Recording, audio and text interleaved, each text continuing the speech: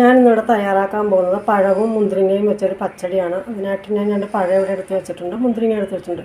നമുക്ക് ഈ പഴം തൊലി കളഞ്ഞ് കട്ട് ചെയ്ത് അടുപ്പയിൽ വെച്ച് കൊടുക്കാം. അതിലേക്ക് 1/4 ടീസ്പൂൺ മുളക് പൊടി, 1/4 ടീസ്പൂൺ മഞ്ഞൾപ്പൊടി, ഒരു 1/2 സ്പൂൺ ഉപ്പ്, ഇത്രയാണ് ഞാൻ ചേർത്ത് കൊടുക്കുന്നത്. അപ്പോൾ ഇതിവൊക്കെ കൂടുതൽ ഇഷ്ടപ്പെടുന്നവരാണെങ്കിൽ നിങ്ങളുടെ ഇഷ്ടത്തിന് ചെയ്തോളാം. ഇതിലേക്ക് 2 പച്ചമുളകും കൂടി കീറിയിട്ട് കൊടുക്കണം കേട്ടോ.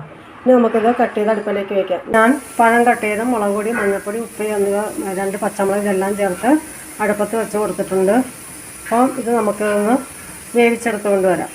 എന്നിട്ട് അതിലേക്ക് നമുക്ക് വേണ്ടത് ഒരു മുറി തേങ്ങയുടെ പകുതി തേങ്ങ വേണം, ഒരു ജീരകം വേണം, 1/4 ടീസ്പൂണോളം കുരുമുളക്, 1/4 ടീസ്പൂണോളം കടുകും വേണം. ജീരകം, തേങ്ങ, കുരുമുളക് ഇതെല്ലാം കൂടെ അരയ്ക്കണം.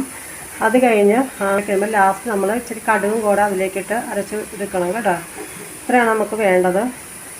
നമുക്ക് തയ്യാറാക്കുന്നത് എങ്ങനെയാണെന്ന് നോക്കാം. അപ്പോൾ നമ്മുടെ പഴം നല്ലോണം ഇവിടെ വെന്ത് തുടങ്ങിയിട്ടുണ്ട്. അപ്പോൾ ഒന്നുകൂടെ നമുക്കിട്ട് വേവിക്കാം കേട്ടോ. നല്ലോണം ഒന്ന് വെന്തൊന്ന് യോജിച്ച് വരണം.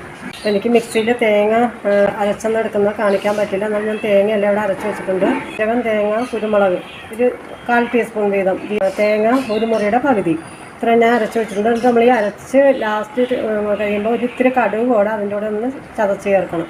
ഒറ്റ കറക്കാൻ മതി, മിക്സിയിൽ ഒന്ന് ചതച്ചാൽ മതി. ഇനി ഇതെല്ലാം കൂടെ നമുക്കിതൊന്ന് വെന്ത് ചോദിച്ചുകൊണ്ട് ഇതിലേക്ക് ഇട്ട് കൊടുത്തിട്ട് നമ്മുടെ മുന്തിരിങ്ങയും കൂടെ ഇട്ട് കൊടുക്കണം. കഴുകി നല്ല ഫ്രഷായിട്ടുള്ള മുന്തിരിങ്ങ ഇതിലേക്ക് ഇട്ട് കൊടുത്ത് ഒന്ന് എല്ലാം കൂടെ ഒന്ന് വേവിച്ചെടുക്കണം കേട്ടോ.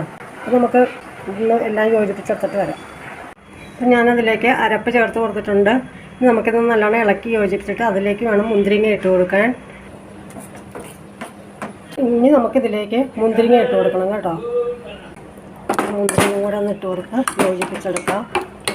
മുന്തിരിങ്ങ നമ്മൾ ചെറു തീയിൽ കിടന്ന് ഒന്ന് വെന്താൽ മതി. ഒരുപാട് ഇങ്ങനെ അതിൻ്റെ കുരു മാത്രം തോട് മാത്രമായിട്ട് പോകരുത്. ഒന്ന് ജസ്റ്റ് ഒന്ന് ആ വേവിലൊന്ന് കിടന്നൊന്ന് കഴിഞ്ഞിട്ട് നമുക്ക് ഓഫ് ചെയ്യണം. എന്നിട്ട് നമുക്ക് കടുക് വറക്കാനായിട്ട് ചീനച്ചട്ടി അടുപ്പിൽ വെച്ചിട്ടുണ്ട്. അതിലേക്ക് നമുക്ക് ഇത്തിരി എണ്ണ ഒഴിച്ച് കൊടുക്കാം, ഇത്തിരി കടുക് ഇട്ട് കൊടുക്കാം. കടുക് നല്ലോണം പൊട്ടിക്കഴിയുമ്പോൾ വേപ്പില കൂടെ ഇട്ട് കൊടുക്കണം. നമുക്ക് വേപ്പില കൂടെ ഇട്ട് കൊടുക്കാം. നല്ലവണ്ണം ഇളക്കിയെടുക്കാം.